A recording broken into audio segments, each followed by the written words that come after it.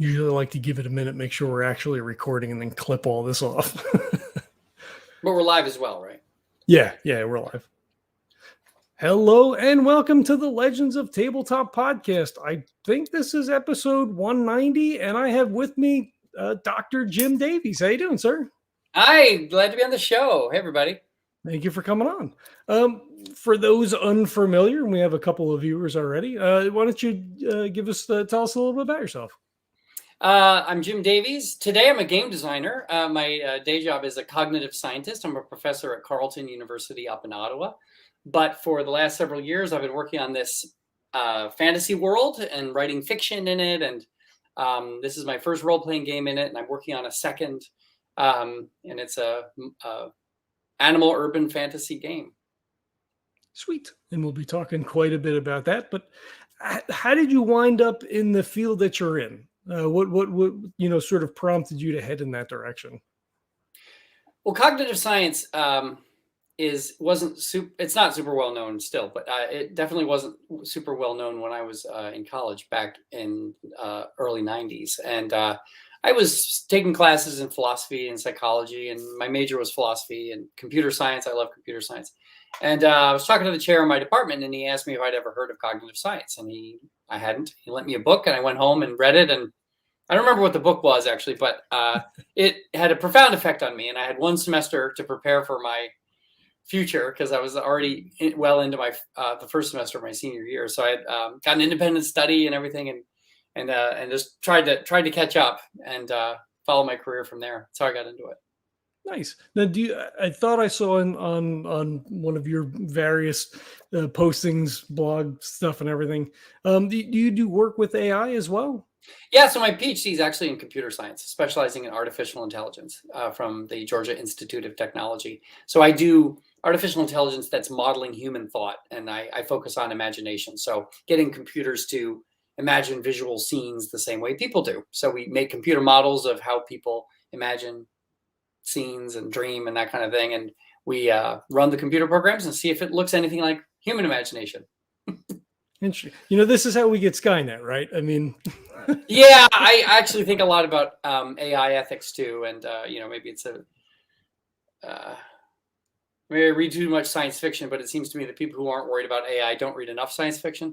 Yeah. So I've actually done some work on AI ethics and concerned with that kind of thing. Nice. Did you see? I don't know if the report came out today, but I saw something on the news today about the self-replicating organic robots. I haven't read the articles. I saw the headlines, but yeah, that's kind of neat. Yeah. And one thing that people they underestimate is how devastating unintelligent things can be, right? Like viruses are stupid. They're barely alive, but they can trash the world, right? And so, we can have very problematic artificial intelligence that's not that smart. There are instances where the smarts would actually make it less dangerous. So it's a complicated issue. Yeah, but talking about viruses, I mean, this is a topic for everybody, I guess, at this point. How are things in your area as far as COVID stuff? Are you teaching in person? Are you doing online classes? What's your situation been like? So I teach, the only thing I do is teach a huge class. So I teach 1,300 students every semester in an introductory course in cognitive science. And traditionally, I taught 300 students in the classroom. And then the university had this wonderful video production company, basically in the university. They would edit it together and like me to the slides and picture and whatever, and release it a few days later to the 1,000 video students. But after COVID hit, I was one of the lucky ones. I actually had all my old videos that I could use instead of teaching in person. So that's what I've been doing lately. So it hasn't been bad. But this winter, starting January, I'm going to be back in the classroom and re-recording because science changes. You can't use videos year after year without in science. Right. Yeah, that's for sure. All right, cool. So that you were saying this is your first game that you're developing. How did you wind up meeting Alan? Do you guys go back a little ways, or no, we don't. And it's not the first game I've developed. I was making fantasy heartbreakers in the 80s, just like many people. This is the first game worthy of trying to publish. Right. So I'm sort of seasoned designer in the sense of I've made a lot of bad games. Get them out of your system. Yeah, and playing them and just being, maybe this isn't doing what it's doing. But I like to play role-playing games with my wife, but my wife is low tolerance for complexity and crunch. So, it was even Fate is too much. Like she's just not interested in figuring it all out and trying to remember everything.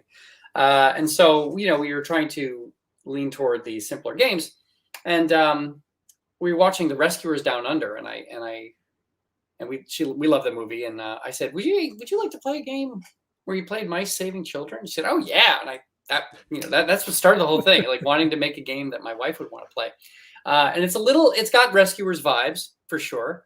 I actually pitched it to Disney to make a cartoon out of it, but they plan on doing other things with the Rescuers, so they turned down my mouse property. Sure, crazy turning down my Disney. Mouse property. Disney doesn't want my mice. They don't have enough mice of their own.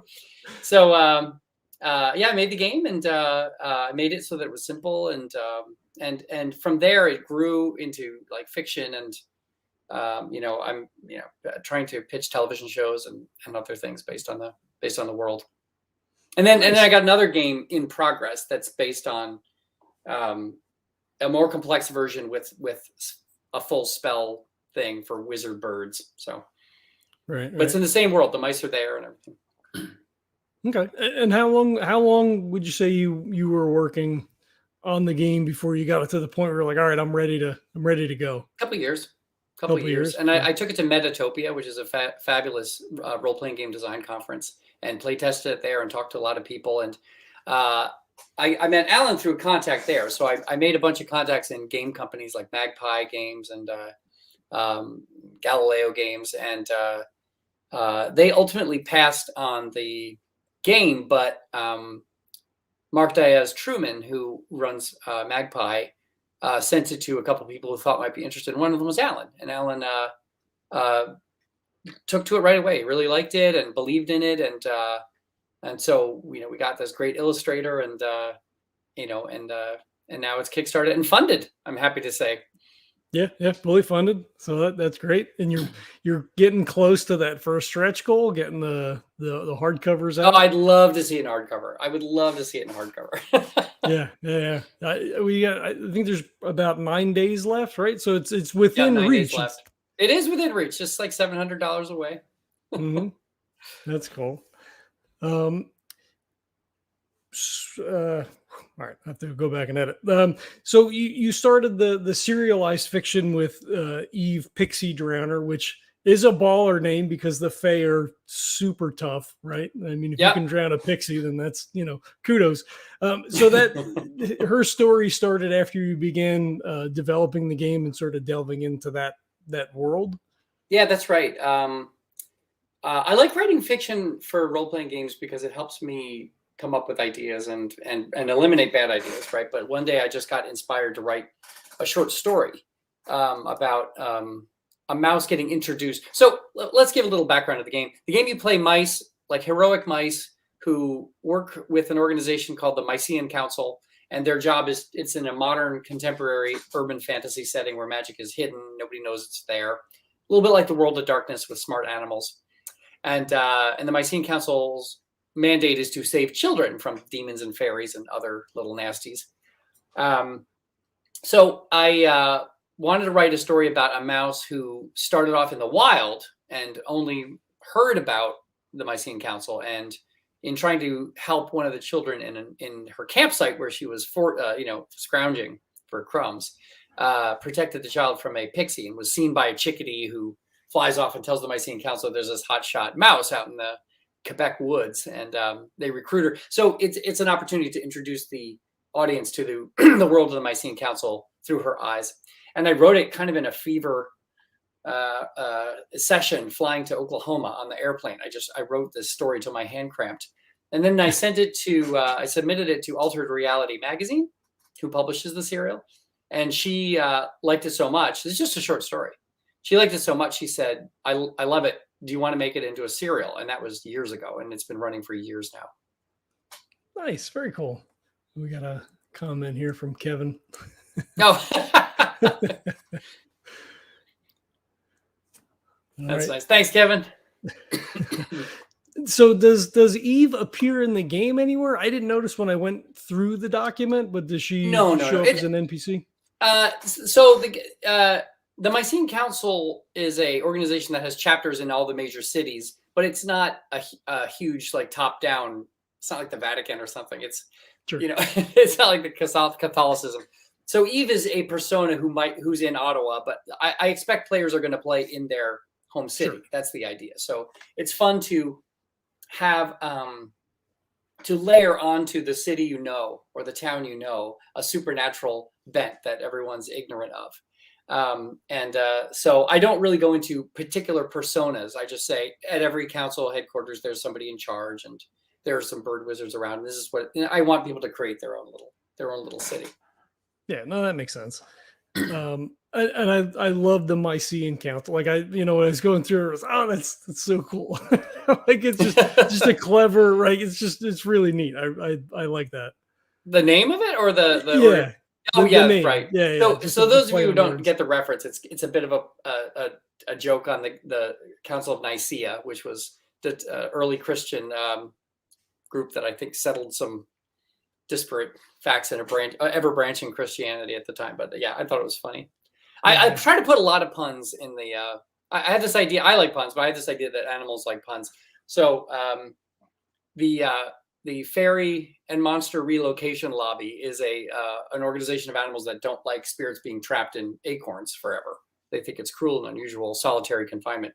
But that's FMRL, which sounds like ephemeral. So I like to try to put these little pun things in there to keep it light. It's horror, but it's whimsical horror, and it's sort of lighthearted, cute horror. So I try to put in, little bits of humor and stuff. Sure. Now, have you? I mean, it's urban fantasy. Have you ever read any Charles DeLint, another Canadian? I've met Charles DeLint. I actually haven't read his stuff, but I've seen him at conferences and stuff, like fiction conferences and this kind of thing. Yeah, I met him here. He was down for Tucson Book Fair one year. So I was like, I'm going to do that. Like that's the whole thing. Oh yeah, are you a fan? Yeah. Oh yeah. That whole most of that shelf over there is all. He's prolific. Yeah. Great. Yeah, he does urban fantasy. So I wondered if there was any sort of connection, if you had read any of his. My urban fantasy exposure is mostly in role playing games, actually. Okay. So big into World of Darkness and Urban Shadows and these other things. Sure. So speaking of games, then, what was the first thing that sort of got you into role playing? Did you start with Redbox, or did you come in at some other point? AD&D first edition. Yeah. So still have my Fiend folio from the 80s and stuff. Nice. I played AD&D. My cousin introduced me to it. A cousin a few years older than me, and he unfortunately died when he was 19 in a car accident. Oh. But he got this many years, 30 years ago. But he got me into it, and I played, and I think my friends and I just immediately started hacking it and making our own games. And I remember going to Gen Con and trying to sell my Fantasy Heartbreaker game to Eric Wujcik from Palladium, and learned a lot from him. Just like telling us why our game was not publishable. That's something coming from Palladium. High school, though. I was in high school, like. Trying to pitch a game at Gen Con. I've always been like hatching schemes and trying to, get stuff out there. So I got into it through AD&D and then played Little White Wolf and sort of left it for a bit. I mean, grad school is a little bit all consuming sometimes, but and now I like to play a lot of my own games. I make up my own role-playing games and play those. Yeah. Aside from your own stuff, is there anything that is like on a favorites list? Anything that you look forward to playing? Anything new that's come? Have you tried Aliens or anything like that? Yeah, there are lots of games that I would love to play. I've never played Numenera. I've never. I want to play. Uh, I want to play the new Vampire Masquerade. I want to play. I played Little Eclipse Phase, but I want to play more of that. So I like games with big, rich worlds, right? And I like exploring worlds, and that's something that really turns me on, right? So I think games like Dungeon World are very interesting, but the game is designed. You can play it like exploring a world, but it's sort of like, hey, it's more like an improv game. Like players add things, you add things, we'll see what happens. To me, that's not very interesting because I like the idea that there's something to discover that's been thought out and designed by somebody with revelations to figure out and this kind of thing. And I love that kind of cleverness. So really rich backgrounds like World of Darkness and Numenera, I find very attractive. But of course, there are a ton of work to get into. You know, I'm like, you just have to do so much work. Oh, Symbaroum, I want to do Symbaroum. Yeah. Right. So the games I most want to do are the most work to get into. So I'm sort of hoping other people in my game group do all the reading and offer to game master it. Yeah, you'd probably like Aliens then. The lore. I mean, just the lore section of the book alone is really it's worth picking it up just for that. No kidding. Yeah, they freely just did a fantastic job. But Andrew Gaska, wrote the book, so all the lore stuff for the book. So just really good. Really, really fun. I mean, worth it just as a reference. Okay, well, I guess I'll have to put that on my list. I'm addicted to drive-through RPGs. Game of the day. I've got so many games. PDFs coming out my ears. So your game, Tales. Oh my God! Let me pull up the thing. I have to edit the Things That Go Squeak in the Night. Things That Go Squeak in the Night. I didn't want to screw it up. So it's a little bit like an apocalypse world game, right? In that you have moves. You're getting to choose certain moves. You want to give us a little bit of a mechanical yeah. So the game plays? So I like to think that I improved a little bit on the apocalypse world. Apocalypse world is interesting. What's interesting is that you use 2d6, which gives you a nice normal distribution, but you don't use the normal distribution because you like, if it's in this bin, you get this. And if it's in this bin, I thought it would be a little bit easier. So what you do is you roll 4 dice. And if you get a bonus, you get 5 dice. If you get help, you get another die. It's a die pool. But instead of adding up the dice, you count successes. You roll d6, and 5s or 6s are successes, or points, I call them. And the number of points you get are the number of perks you get in a move. So rather than saying if you roll 12 or over, you get 3, like why not have the die roll tell you what the number is? So that's what I tried to do. The number of points you get equals the number of perks. I don't even know if Powered by the Apocalypse games have a name for that pick list or what are in it. It desperately needs a name. I'm putting it out there. I think they should be called perks. That's what I call them in my game. So you might, let's just say, let me look at the character sheet. Like the game is simple enough that like all you need to play is on the character sheet. Everything you need. So let's say stealth. There are 4 perks. You roll. Let's say you're sneaky. You're a scout or something. You're sneaky. You get 5 dice, right? You roll 5d6. Let's say you get 2 perks, right? The perks on the list are: I suffer no cost. I'm not heard. I'm not seen. I'm not smelled. Smelled is important in a game where there are a lot of animals. Sure. And so what you can do is you just pick which ones they are, and then you and the game master narrate how the scene plays out based on your role. So it is inspired by Powered by the Apocalypse for sure. I played Apocalypse World. I played the original Apocalypse World with friends and found it very interesting.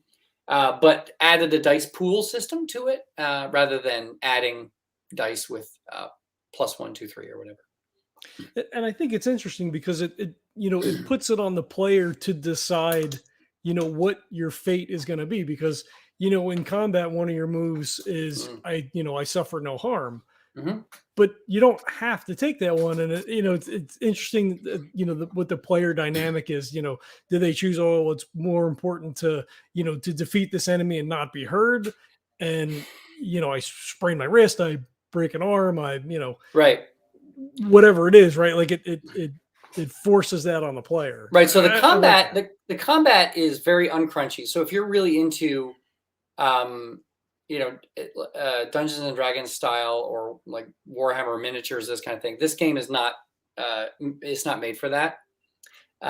For the combat move, for example, one of the perks is my enemy is defeated. So it's very common to win an entire battle with one roll. Okay. mm-hmm. But like John was saying, you have I suffer no cost as one perk. You have my enemy is defeated as another perk. So if you only get 1 point, so either I'll pick I suffer no cost, and then I'll have to try to roll again, or my enemy is defeated, but I'm gonna have to suffer cost. But yeah, the cost is undefined. And so what I'll say to a player is, oh, like let's say they've got a cat that's been possessed by a demon, and they're fighting the cat with a screw hook. So they roll, and let's say they take my opponent and is defeated, but they can't pick I suffer no cost because they don't have enough perks. I say, well, what happens? Tell me how your mouse kills a cat, a demonic cat with just a screw hook, and what happens to you.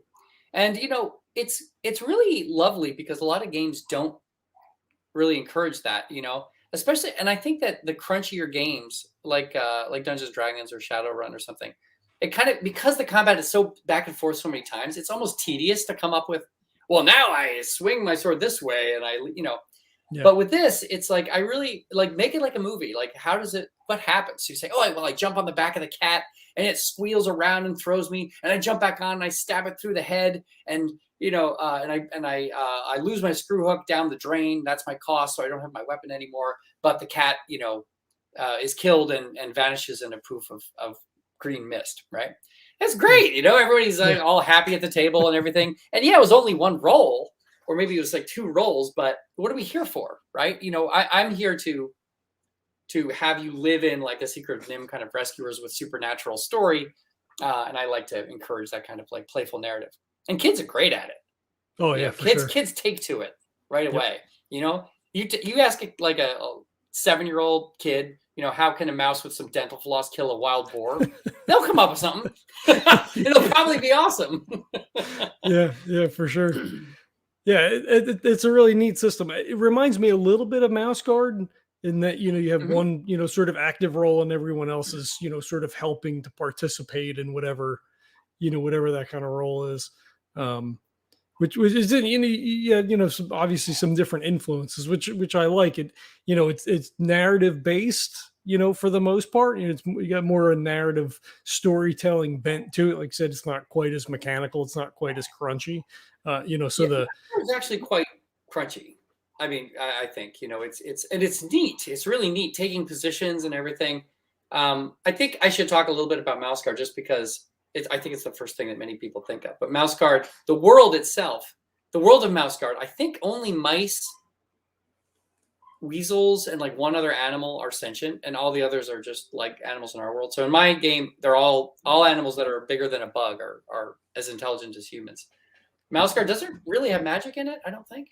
And it's a world without humans. So right there, we have a huge difference. Here, you're playing mice who are like living in the city hall of your city, and they have to sneak onto buses and then we've got these like wisecracking faeries and demons that are little tiny creatures that are terrorizing human kids, right? So you can have Mouse Guard kind of things, especially if you're traveling across the wilderness.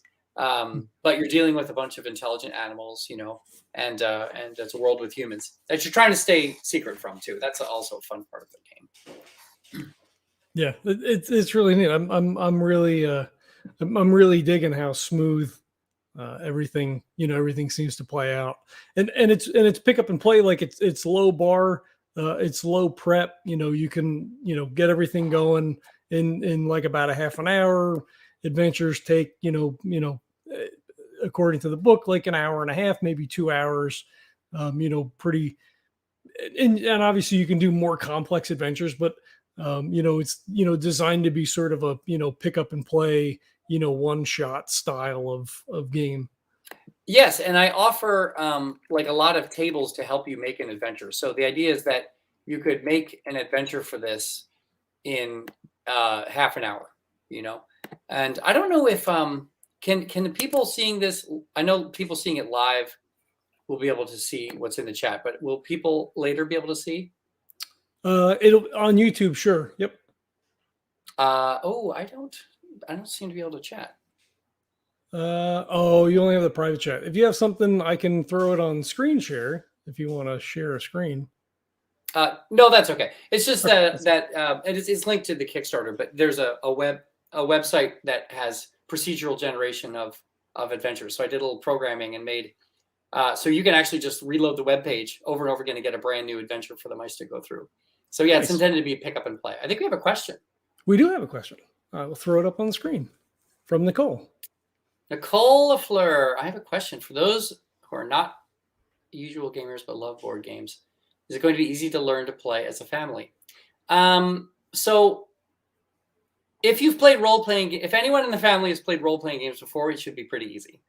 But if you haven't ever played a role-playing game before, you might want to watch one on YouTube just to get a feel for what it's like. But if you know the basics of how the back and forth goes, yeah, it's an easy game. I mean, the rules that we described in this just John and I were just talking about are pretty much the rules of the whole game. I mean, there's really not much more to it. Most of the book is how those rules interact in certain situations with examples, adventure generation, and world building, right? So I talk a lot about the world. So it's a magical world, but only birds and humans can be wizards. And, you know, what's the fairy realm? What's the demon realm? And stuff that you can sort of take or leave. You can make it your own if you want.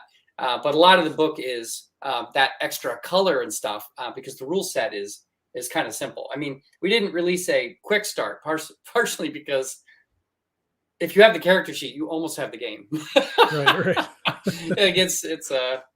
That's all I have. That's like all I have out. You know, when I'm game mastering, I have the character sheet in front of me and my notes for the adventure. That's all I need. Right.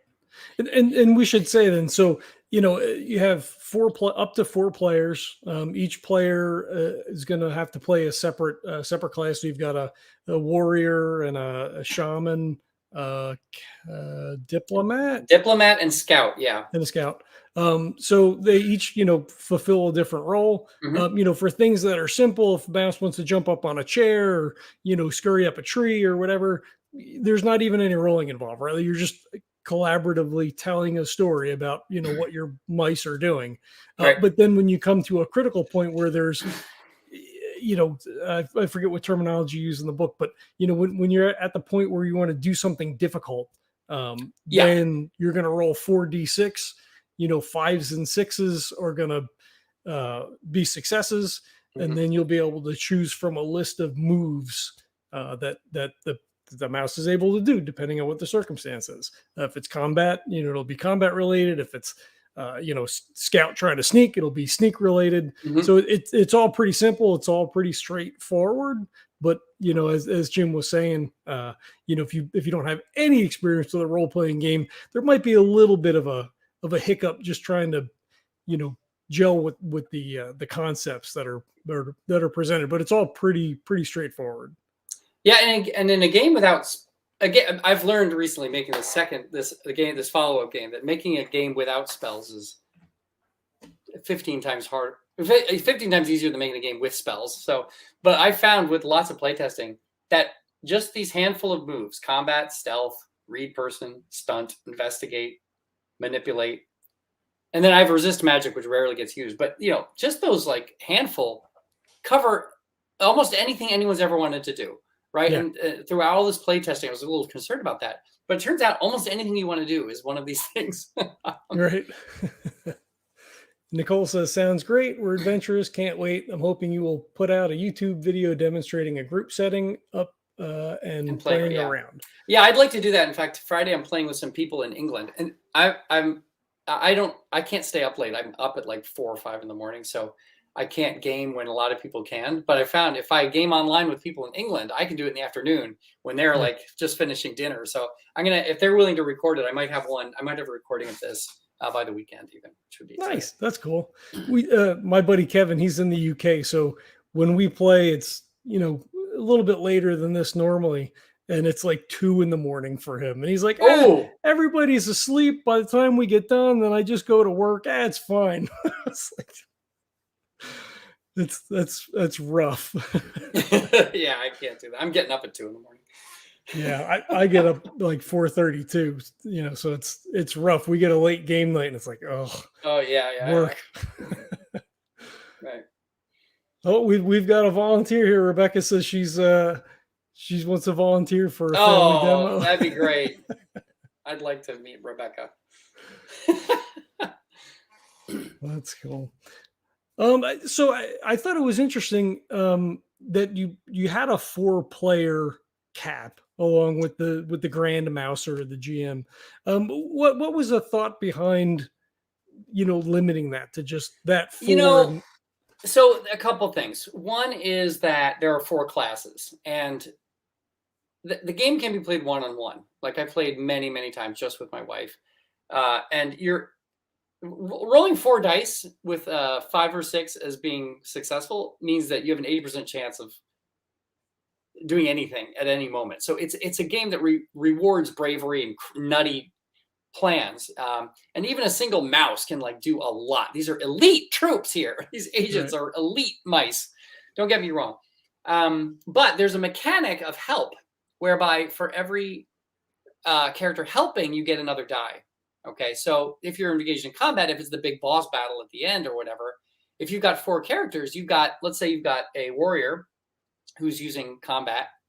The warrior gets +1 on combat. So they're rolling 4 dice, +1 die because it's a warrior, plus 4 other dice because of the other mice helping. That's a 9 die. I mean, that's almost a guaranteed success, right? And so there's the helper mechanic, which makes more mice a little bit problematic because the mice are supposed to stay together anyway. And if they're always helping each other, it's a little silly. But the other thing is that with only 4 classes, it's just a little weird to have more than that. I have just sort of hacked the game myself when I needed to add another player, and I've had a player play the familiar. So the shaman is one of the classes, and it's the magical mouse, but all they can do is magical sight, which allows them to see the world as it really is, see through illusion, this kind of thing, and have a familiar, which is always a little insect. So it can be a butterfly or a bee or something like that, and they can meditate and sort of look through the bee's eyes as it flies around. So a couple times playing with my nephews, actually, I think he was like a 7-year-old at the time, play the familiar, so he got to buzz around and But the cap is for those reasons. Okay, that actually makes sense because I was looking at like, wow, like no game ever survives contact with the players. So you're like, you should play it this way, and I was like, I don't know if people are going to do that. People could. I mean, I'm not. It's a rule, but it's just there it's there for the player's own protection. But if it's a lot of like, if you're playing a game with a lot of social interaction, it's more role playing kind of thing, then have as many as you want. Like it doesn't matter. Yeah. It just messes up the math for the rolling. That's all. Sure. Because like no matter how many people are fighting in a battle, for example, it's one roll. Right. It's not like D&D where you've got like every person's hacking away at the monster, where then there's really no limit to how many players you can do. So, you go to a convention, they just automatically assume you can have like 10 characters playing in the game, So when I play at conventions, sorry, I can only have 4 at my table. That's all right. And I thought it was cool, going through the book that there are dice printed or will be printed on the pages of the book. So if you don't have dice, you could sort of thumb through and stop and choose a set of dice reading from left to right. Okay, well, you have 4 dice, take these first 4 numbers. I thought that was really, isn't that cool? That was really clever. Yeah. Yeah, there's a game. Oh God, I can't remember the game. I got the idea from another game it used all the polymorphic dice. It had all the different, and each page it had all the dice with a random number in it. And I thought that's kind of cool. But so yeah, for this game, you'll be able to flip through it and just go to random page and there'll be a bunch of dice. What I did was I drew dice faces with a piece of software and made little JPEGs, transparent JPEGs. And then I went on Fiverr.com and I found some programmer in India or something who would permeate them make 400 pages of randomizations of these things. And then I just donated them to Gallant Knight Games. I said, go ahead, use these whenever you want, because they love D6 games with D6s, right? They're tiny D6 line has these. I also, we're getting back to artificial intelligence here. This is a funny story. I think it's a funny story, but I was also thinking, well, what if you just had a book? Like, what if you just have a book? So here's a book that's on my shelf. A mathematician reads the newspaper. If you open the book to a random page and you just point to a random word, it turns out if there's an A in the word, that's about the probability of getting a 5 or 6 on a D6. So you can also just use a regular book and just like and just point to a word, and if you need 6 dice, you just look at that word in the next 5. And this was figured out. I was putting this on Facebook, and I'm friends with a guy named Peter Norvig, who's one of the premier artificial intelligence researchers on Earth. Co-wrote Peter and with Stuart Russell the #1 AI textbook ever made, and he actually just out of interest ran the math on a huge corpus he has at Google, and came up with these probabilities for me. So I think the one of the most famous AI people on Earth helped me make this game without knowing it. We happen to be friends on Facebook. That's pretty cool. Anyway, I put this on Facebook. I thought it was very clever. The A, like looking for the A or whatever. And somebody's like, oh, in Germany we have dice rollers on our phones for that. I'm like, yeah, of course you do. Yeah. There's something fun about flipping through a book though to get the dice. It is. I think I would almost rather do that than use like a dice roller on my phone, right? There's nothing that beats dice, right? I mean, buckets and buckets of dice, right? Like, but I think flipping through the book, like that's just such an interesting. I'd never seen that before. It struck me as being really, really neat. Oh, thank you. Yeah, I think it's fun, and also I don't like cell phones on the table. Like at a game, and it's been a bit of a problem, right? Like well, let's be honest. Like cell phones being in people's hands and stealing attention all the time is a problem. That goes far beyond role-playing games. But if it's getting slow or it's not your turn, it's just really tempting to get on your phone and start scrolling through Pinterest or whatever. And I hate it. Just get the phone out of here. Use dice. Use a book. Whatever. Just if you got your phone there for dice rolling, you're just tempted to check your tweets Facebook or whatever. Yeah. Right. My ex used to leave the laptop on the table when we would play D&D, and she'd be doing Farmville while we were. Is it my turn? Oh, okay, yeah. Yeah, but which edition of D&D was it? Because 4th. Yeah, so with 4th edition, if you've got more than 5 players, you got 45 minutes before it's your turn anyway. As much as people hate on it, I loved the resource management of it, right? Because you had all the cards and stuff in front of you. It's like, all right, well, do I want to do a riposte strike, or do I want to do a smashing blow, or whatever? Like it led to interesting choices. It's a totally legit way to game. I'm glad it's out there. I don't want to say it's a bad way to game. I do think that you're slowed way down when you've got a bunch of players, but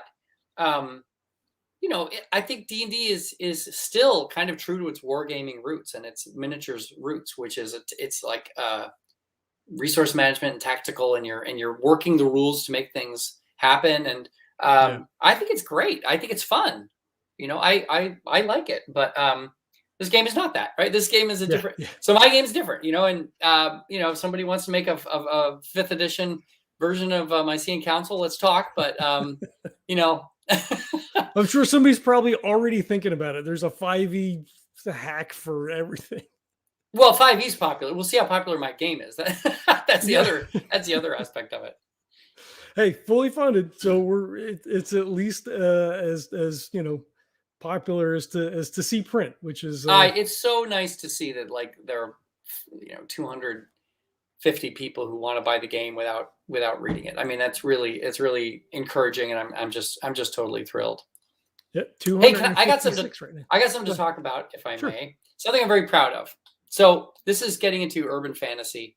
If you look at fantasy, those of you who read fantasy, you can have like obvious fantasy where everyone in the world knows that there's magic and it's sort of everywhere. And there's what I call hidden fantasy. So hidden fantasy is where most, it looks like our world, but there's hidden magic, right? So Harry Potter is hidden fantasy. Who's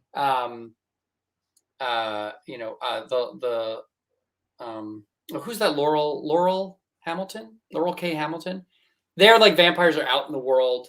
You know, Okay. in my friend Anthony Francis writes a series, the Skin Dancer series, and it's urban fantasy, but it's obvious, so everyone knows that they're wizards and magic. But for every world that has hidden magic, they have to come up with some explanation for why it is. Oh, The Magicians by Lev Grossman is hidden magic system, and I don't find most of their descriptions very satisfying. So, you know, Harry Potter, like they have incredible magical powers, and there are people dying of starvation and malaria. I mean, come on, like the moral issues of being a wizard and hiding it is so great that I have trouble with it.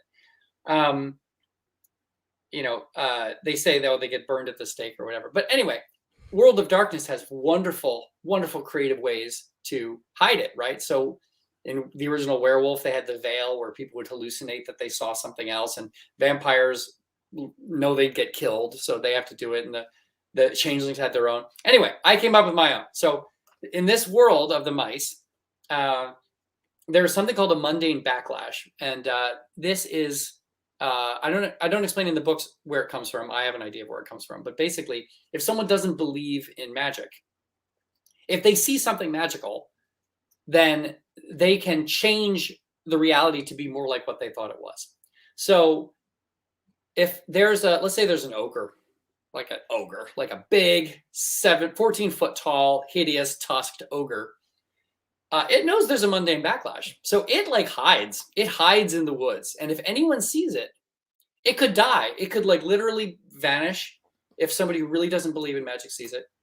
But the other thing that happens is it can be changed to what they thought it must have been. So let's say you've got a demonic cat. I was talking about a demonic cat earlier. Let's say it's got little horns on its head and red fiery eyes and big claws, and it's a little too big. I mean, like a regular cat. So if you see one of these things and you don't believe in magic, you might think, oh my God, what would you think it was? Maybe somebody put some fake horns on a cat. Maybe it wasn't quite as big as you thought it was. That interpretation can actually physically change the demon to look like it has fake horns. So in the world, I call it the Quadrock world. There are people walking around that look like they have rubber masks on. These are actually fairies and demons that have been backlashed so many times that they look like they're wearing a rubber mask, and now they don't cause a backlash. They just look like somebody in costume. But it also, because this is well known in the magical world, it gives all these creatures a strong incentive to not ever be seen by somebody who doesn't believe in magic. It also incentivizes them to get people to believe in magic, because the more people believe in magic, the less backlash there is. And the people who are trying to protect humanity know that the backlash is a major way to protect them. So they are actually saying there is no magic, even though they know better. So I think it's a fun narrative mechanic that I use in the fiction and stuff it explains why, but it also has these interesting ramifications of how magical beings are going to act. Like if you cast a spell in front of a crowd of people, you could get seriously hurt. If you cast a spell and you fly over the sky, if somebody sees you, you could just drop out of the sky because someone figures you must have been hurled from a catapult, and it becomes real. So that's something I really like about it. And it's an interesting twist, because usually it's the other way around, right? Like, so if you don't believe in magic, then you see that ogre and you're like, oh, your brain just won't process it, right? Like you almost don't even see it. Like, oh, it was a tree, or so it goes in the other way where you're willfully almost ignoring the thing that you're actually seeing because you don't expect to see that thing there.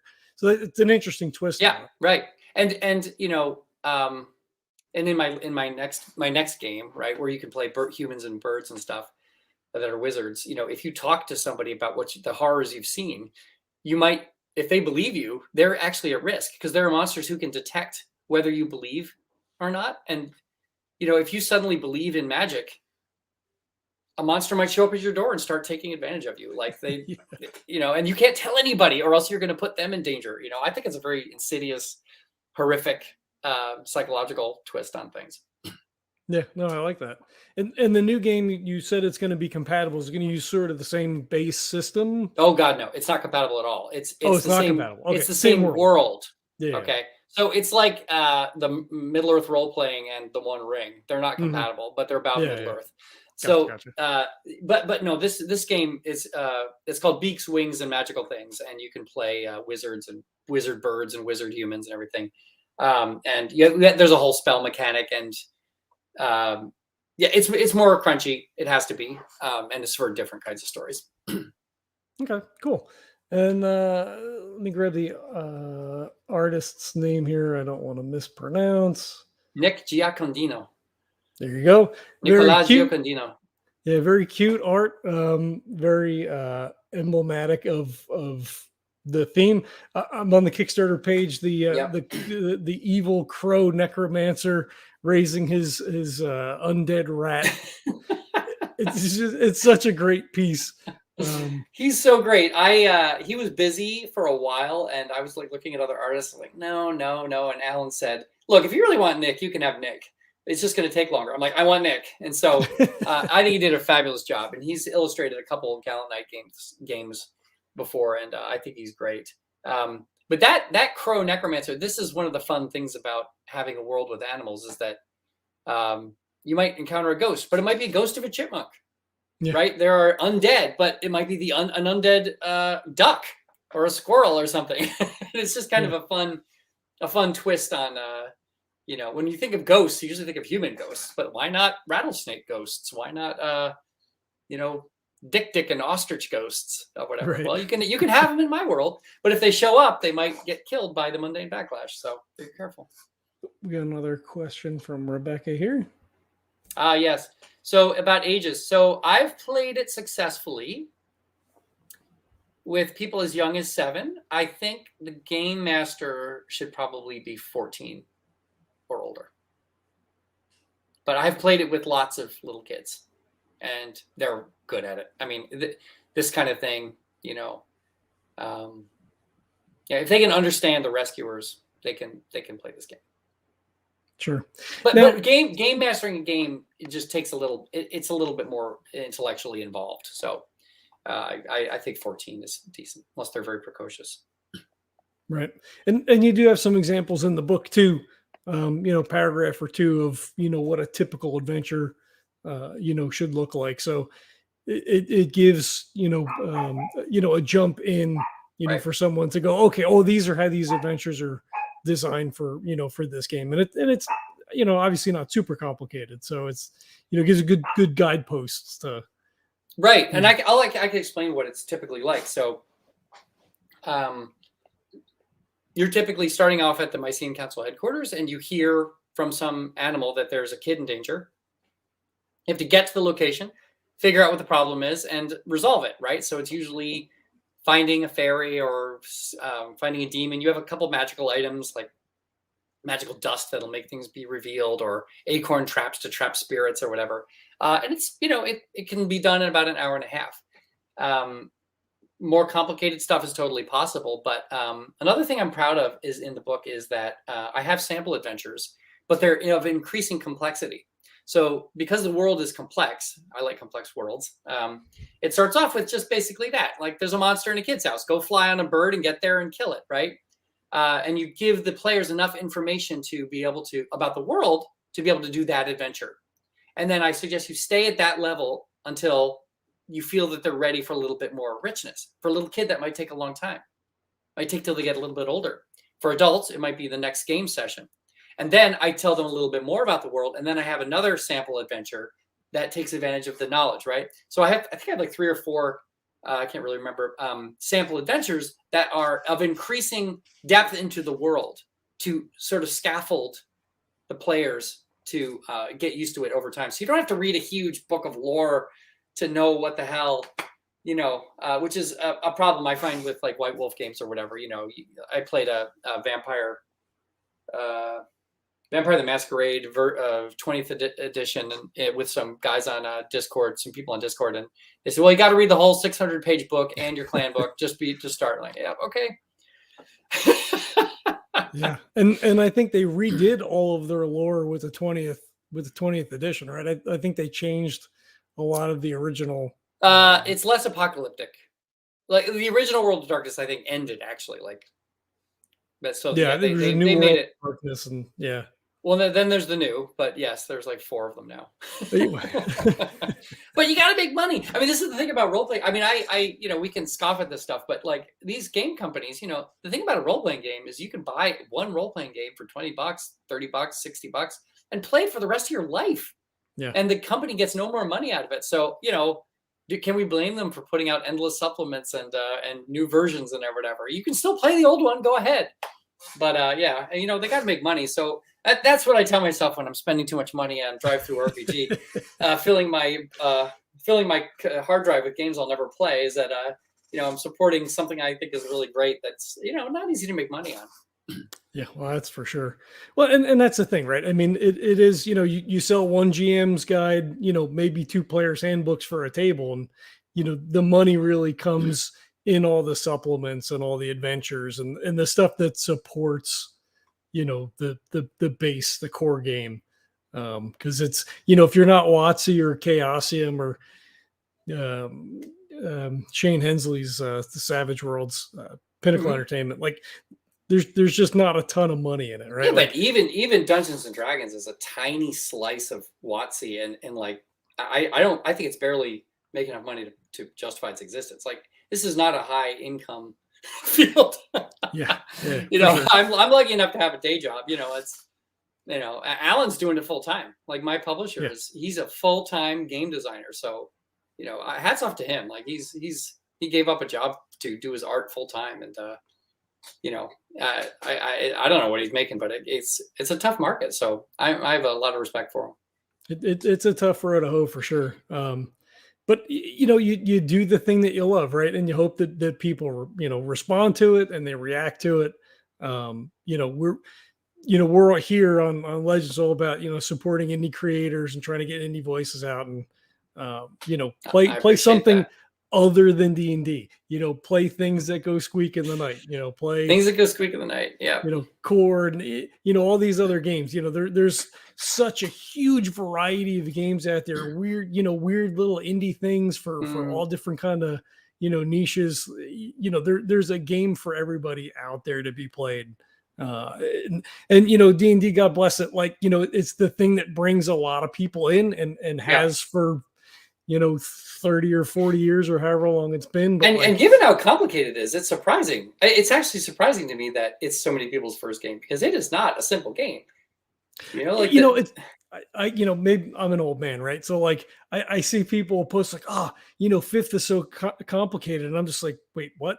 Like, compared to its old one, you see fourth? Have you played like, or even first edition AD&D? But yeah, I mean, it's neat. It's interesting that they still play it. But I mean, also having designed games, I see why medieval fantasy is so good for this, because for the mice it actually works, because you're little mice killing monsters and there's no problem. But if you're playing a human in urban fantasy, like the violence is very difficult to do. Like government has a monopoly on violence. You can't just kill somebody for being a cultist or whatever it is.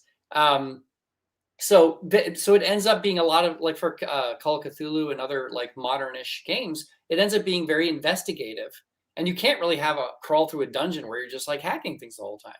So the very lawlessness of your typical medieval fantasy really affords adventures that are hard to do in a setting that's at all realistic, because the world's actually pretty peaceful now. You can't go around killing people with no consequences, even if they're bad people. All right, we got a question. Yep, I'll get it up on screen.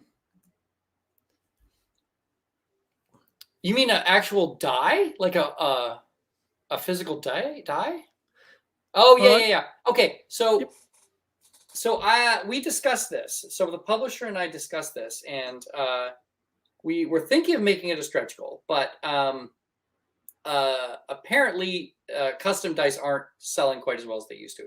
I think it's something about 10 years old now, or 10 years ago it was kind of a big thing, but maybe people have enough dice. I know I do. I have a whole jar of dice these aren't even the dice I use. These are my dice that aren't in my dice bag. But yes, I thought it would be kind of cool.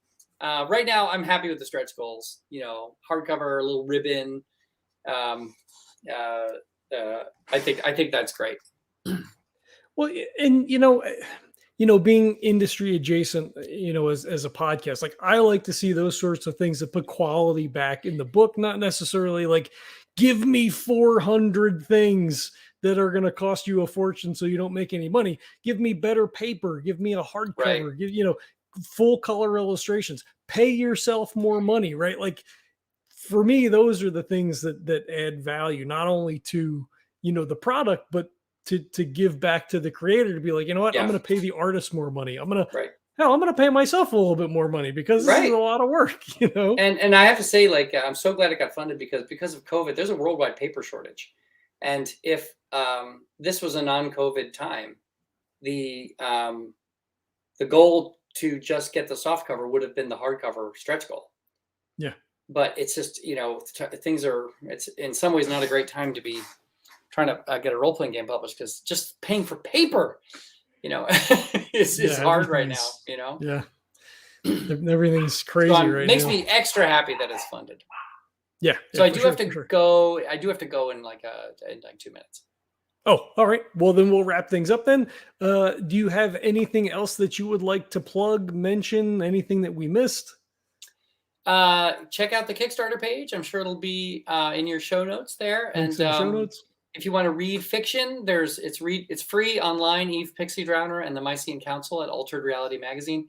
It's linked to from the Kickstarter. And I want to thank everybody who is excited about the game. If you know anybody who might want to play it, send in the Kickstarter or buy it and give it to them for a present. The game will be published and probably next year around April to July or something like that. Nice. Thanks a lot, awesome. John. Yep. Thank you. Thank you for coming on. There are 9 days left as of today. So you want to get in there and get your pledges in now. I will rip this audio and hopefully get this posted as an MP3 tomorrow. So it'll be available on our podcast feed as well. If you need to jump out, I will let you go, and then I will do our post-show wrap-up. Oh, that sounds great. Yes. So spread the word. If you do, everyone will get a hardcover book. So I would love to see it in hardcover. Thanks, everybody, and thank you, John. All right. Thank you, Jim. It was a pleasure to have you on. All right. I thank everybody for stopping by and checking this out. We do have coffee for sale. Our own GM Neil has his own coffee company. It's Birds of a Feather Coffee Company. We sell our own legendary brew. It's a nice, easy drinking medium roast. He is a small batch craft coffee roaster. What that means is that the coffee is roasted fresh, sent out to you as fresh as can be. It's not sitting around stored somewhere. The link for the legendary brew is in the show notes, where you can hit tinyurl.com/legendary brew. It's the only thing I keep in my house. It is my favorite coffee, and not just because it's branded with the show, but it's also really good. If you use the code LEGENDS10, you'll get 10% off your order, and shipping is always free. We have a Patreon as well if you want to support us there. I actually prefer that you support our creators. We record for spite. We're doing this for fun. Please go out and support the people that we have on the show. I think that's it. Thanks everybody for checking it out, and we'll catch you next time.